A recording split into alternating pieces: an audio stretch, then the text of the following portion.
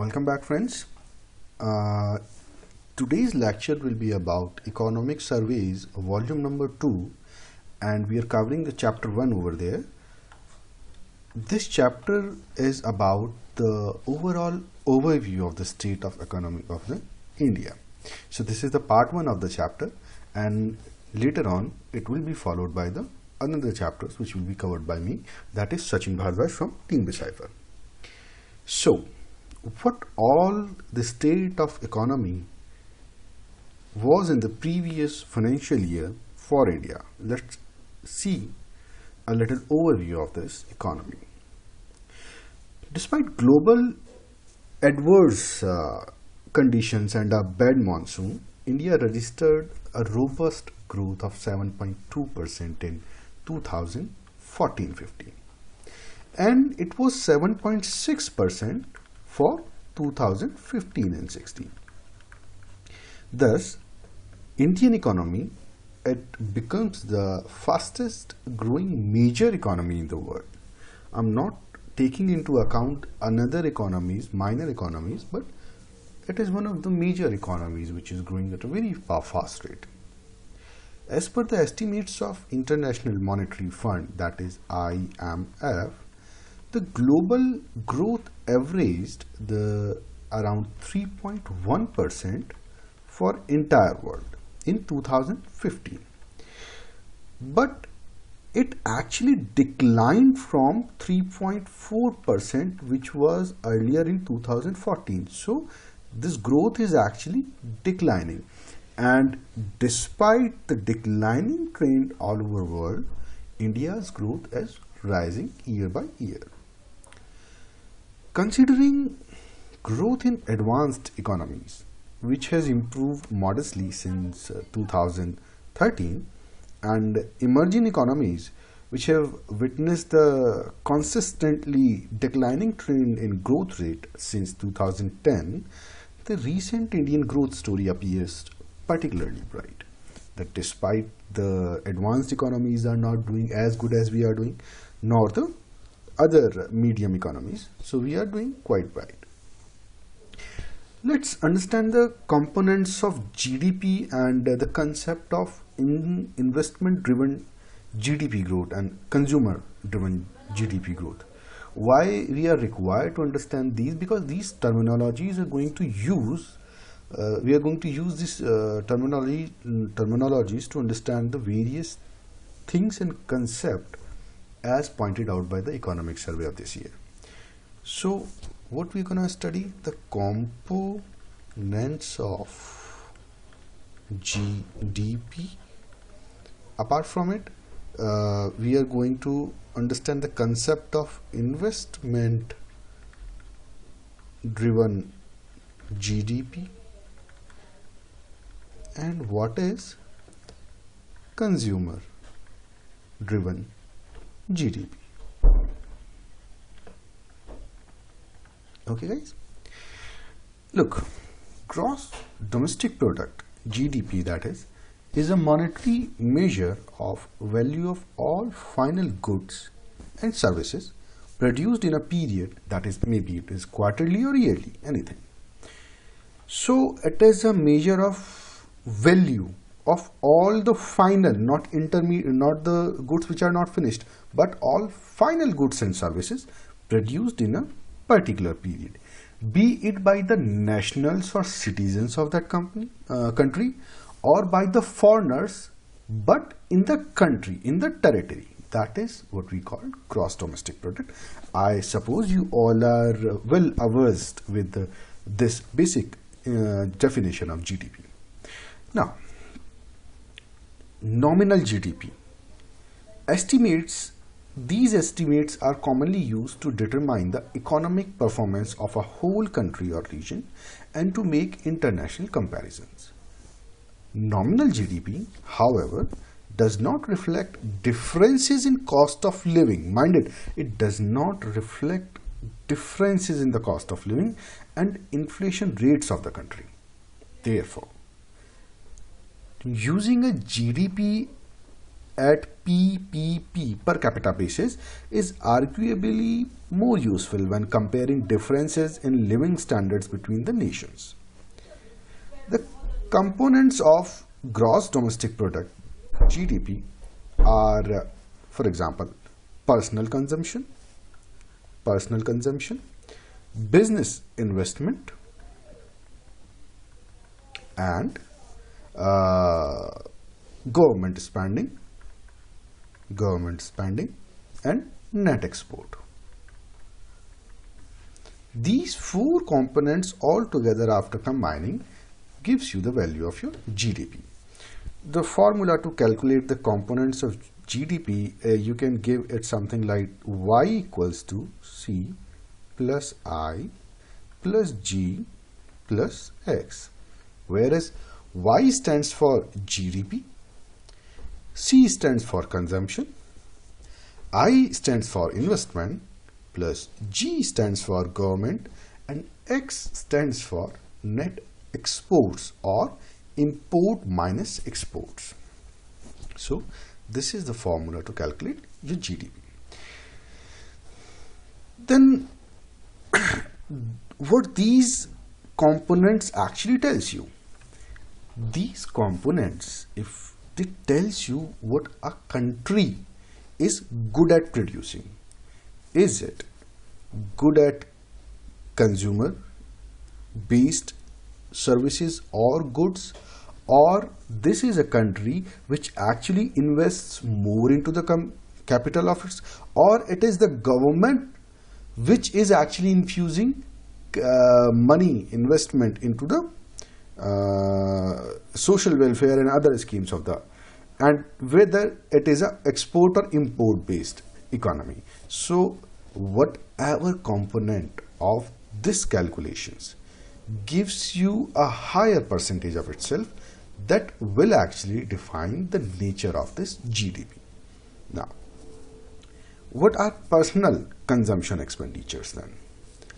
It is a percentage of goods and services what a country produces for its consumer spending. Whereas business, this was the consumer, whereas business investment, these includes the purchases that a companies of a country make to produce consumer goods. So what were the global growth drivers and the Indian contrast?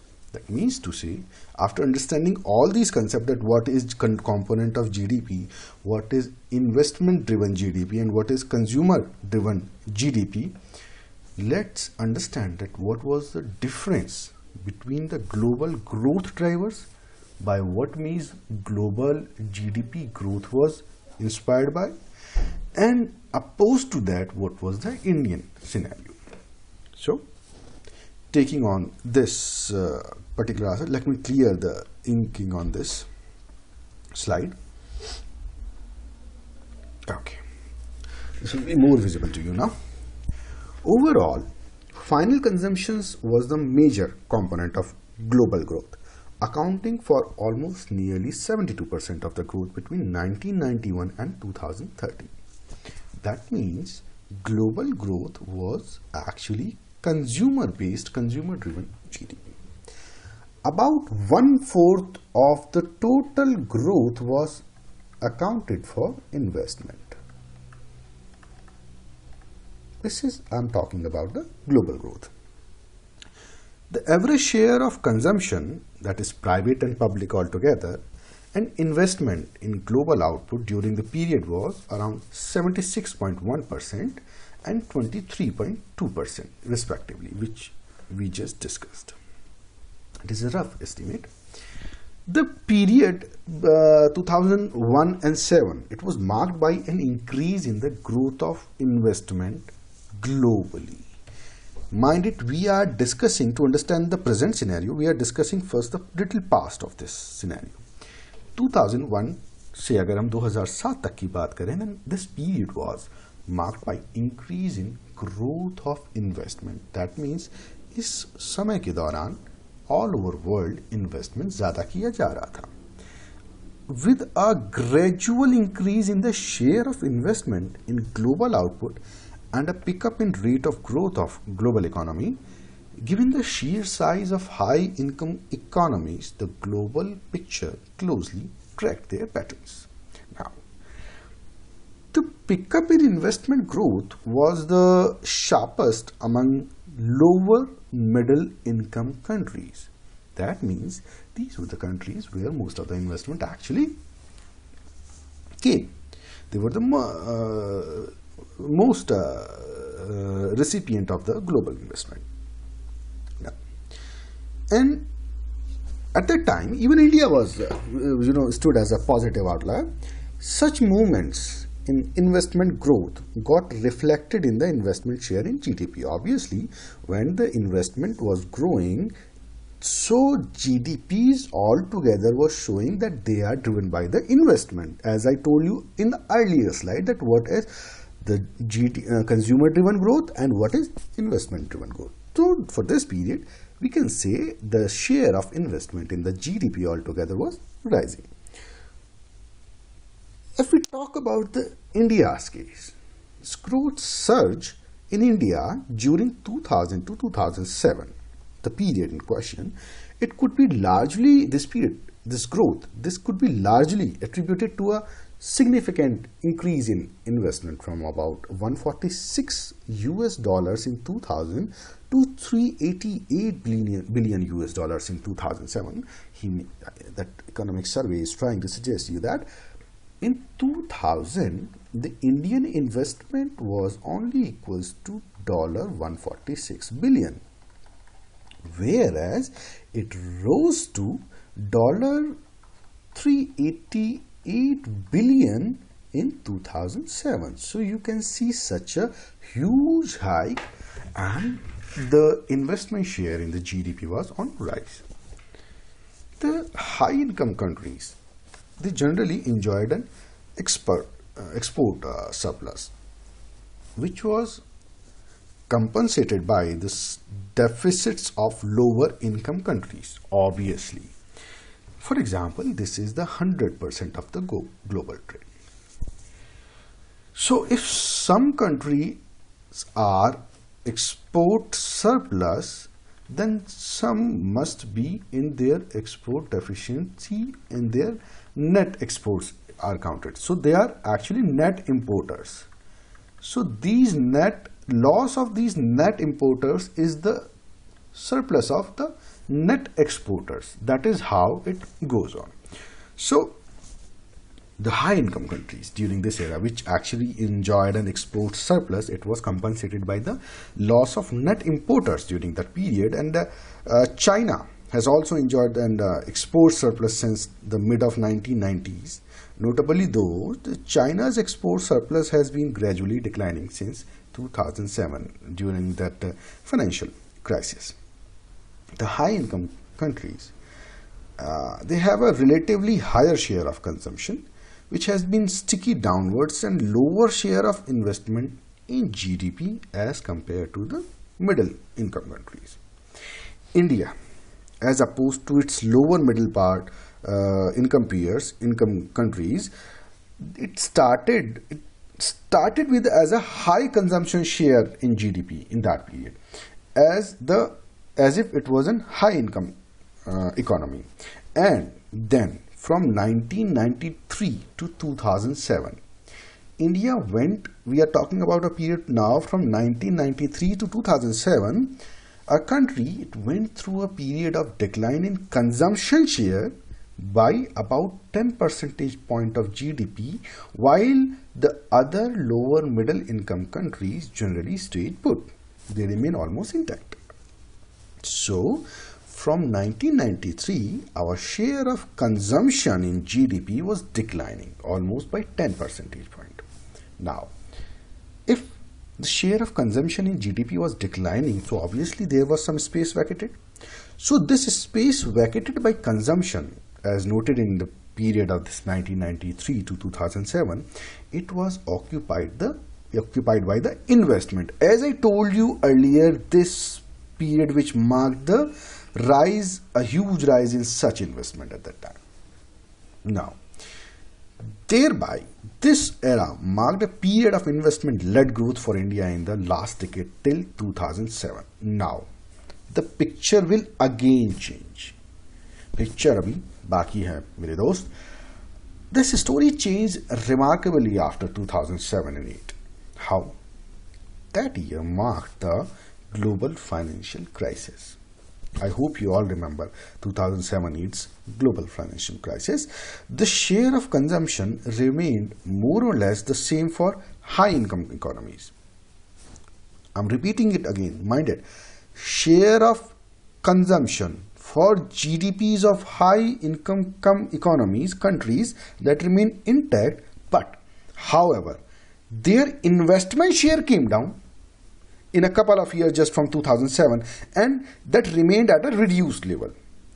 So their consumption is intact but their investment is down. So this space, it was balanced by the increase of share of export surpluses of these countries, as I explained you here. Okay.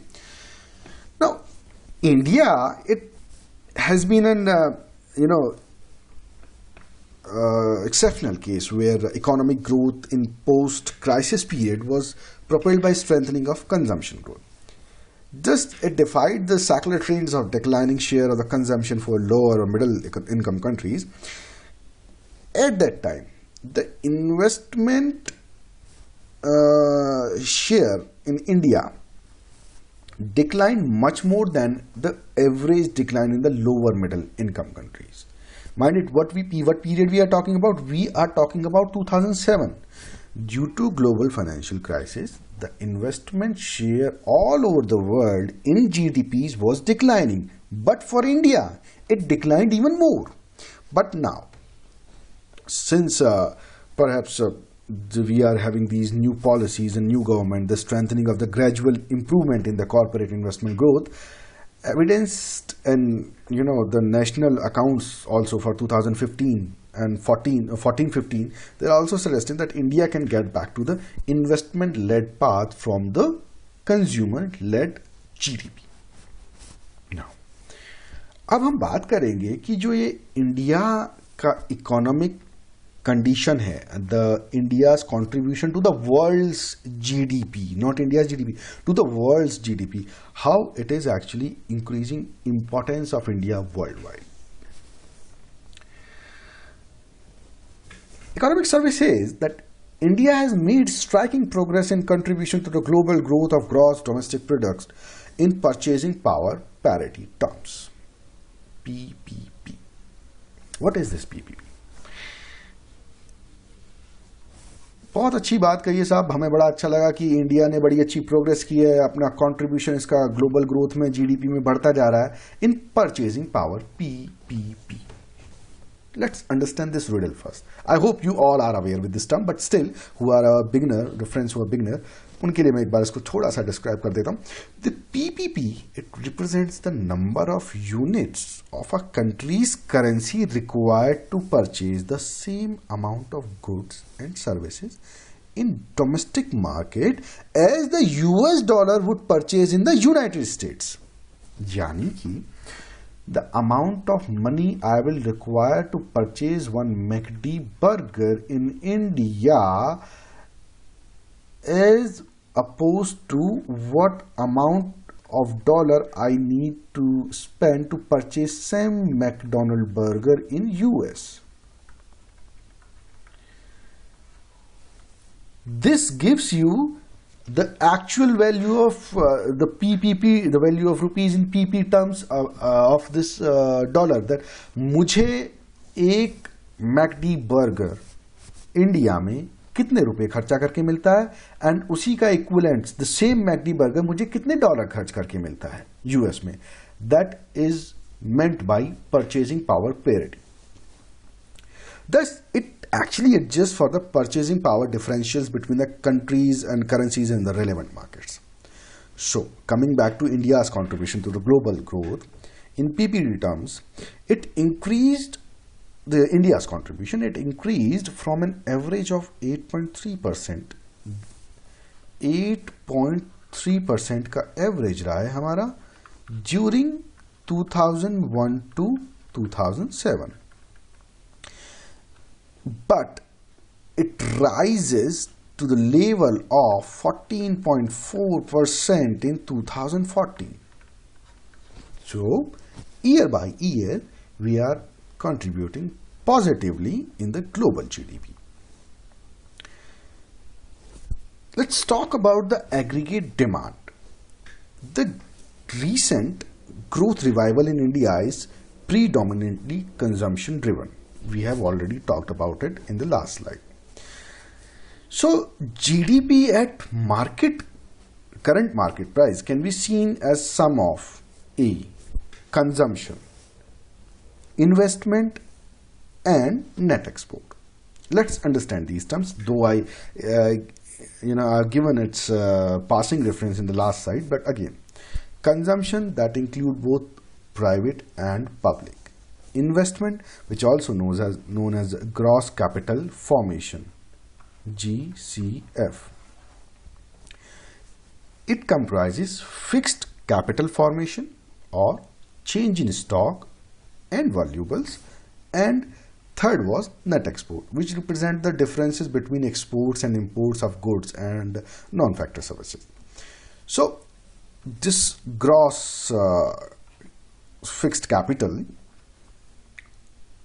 or fixed investment, this mainly refers to the value of new machinery and equipment plus the value of new construction activity undertaken during the year.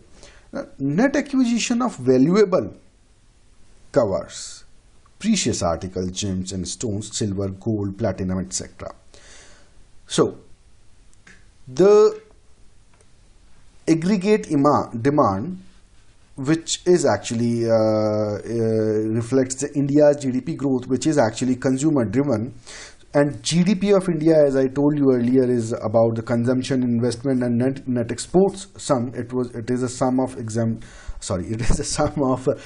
investment, consumption and net exports plus government spending. So we just rebrush our memory that what these components are all about. Now coming back to aggregate demand, why I discussed these three factors with you, because this will be required in understanding the aggregate demand concept. Now India's aggregate demand, actually three visible changes are taking place in this aggregate demand. First, with improving growth in private consumption, its contribution to GDP growth is getting aligned to its GDP share. That means private consumption has strengthened in the current year. There was a significant increase in the growth of government consumption expenditure in 2014-15, which got corrected in the current year. So second change is aided by the growth in capital goods. The growth of fixed capital formation, as I told you earlier, which is also known as fixed investment and which reflects addition to the productive capacity of the economy. So the growth of fixed capital, has also been picked up. So a robust growth in valuables has been recorded during this current year. So this was the second change. Third change, the substantial erosion of global demand for Indian output manifest in loss of Indian exports acts as a drag on domestic growth. देखिए हुआ क्या, globally the economic waters were in turbulence. जहाँ तक लोग export नहीं कर पा रहे हैं, डिमांड गिरी हुई है, क्रूड ऑयल प्राइसेस गिरे हुए हैं, तो ऐसे में इंडियन एक्सपोर्ट्स की भी डिमांड बाहर कम थी, लेकिन उसके बावजूद our economy rise. That actually gives you it actually highlights that India का जो domestic consumption है, that is so big, so high that it can actually sustain India on its own. India do not actually, as of now, need to go outside for having its GDP to grow. So it becomes noteworthy from this angle that India's achievement of being able to sustain its growth at a fairly high level primarily on the strength of her own domestic absorption. A decline of household investment in construction activities. This is another point I would like to highlight. Indian household is showing less investment in construction activities, and pronounced reduction is also seen in household acquisition of machinery and equipment. So Indian household, what it is doing, it is not investing in construction of house, and it is also not investing in having new machineries and new equipment for the household purpose. So what all it indicates? It indicates a realignment of the household expenditure in favor of consumption. That means देखिए construction करेंगे तो it is a long lasting capital thing. Machinery is also. So they are actually using, that means this trend shows you that they are actually spending more of their money which can be consumed as a consumer. That is again reflecting towards the consumption driven GDP. But there is a sidekick to this. There is another angle for this. हो सकता है कि जो Indian consumer की basket है, जहां जहां वो अपने कंज्यूमेबल आइटम्स के ऊपर स्पेंड कर रहा है, क्या हो अगर इनका ही प्राइस बढ़ गया हो? मतलब कि कंस्ट्रक्शन के ऊपर कांस्टेंट है, मशीनरी के ऊपर कांस्टेंट है, लेकिन इसका प्राइस बढ़ गया, तो ये इन्फ्लेशन ड्रिवन भी हो सकता है. ओके, तो हमें दोनों चीजों के ऊपर दिमाग लगाकर चलना पड़ेगा. Now let's talk about India as a net importer. Since 1950 to 51, India has had only 7 years of marginal net export. That means its export minus imports of goods and non-factor services, and since 1993 to 1994, from 1993 to 94 onwards, उसके बाद India कभी भी margin net exporter नहीं रहा है as per economic survey. Thus, India has generally been a net importer. However, the growth contribution of net export was positive in many years. For example, in 2013-14, when in 2013-14 GCF declined vis-a-vis 2012-13 prices, the net exports contributed to 2/3 of the GDP growth at that time. So again, in current year, the rupee value of export and imports, that is of goods and non-factor services, they are both projected to decline. आपके exports की भी value गिर रही है, आपके imports की भी value गिर रही है. Very good. Dual decline. Why export is declining?